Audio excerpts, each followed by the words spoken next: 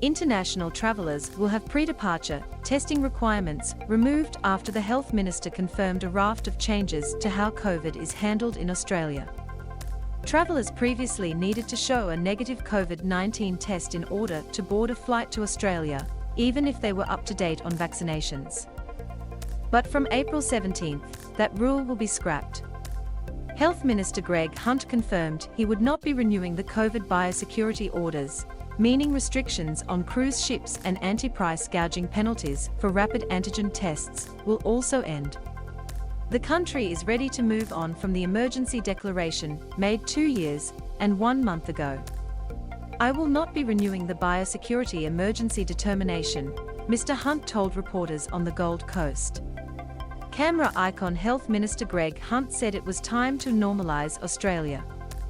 NCA Newswire, Ian Curry, News Corp Australia.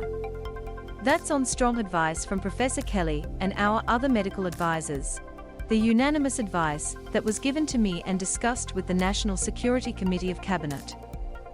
Mr. Hunt said it was time to normalise Australia.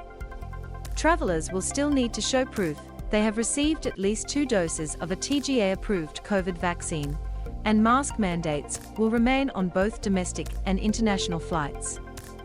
The emergency biosecurity powers covered mandatory pre-departure testing, restrictions on outbound travel for unvaccinated Australians, restrictions on cruise ships and anti-price gouging for rapid antigen tests.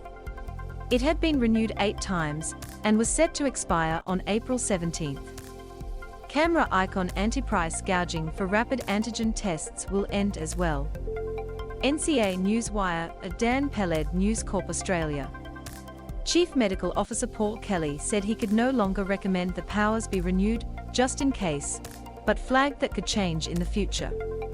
"It needs to be a proportionate measure, it needs to be effective, it needs to be necessary, and it should only last as long as it is necessary," Professor Kelly said on Friday. "We can't keep an emergency in place just in case.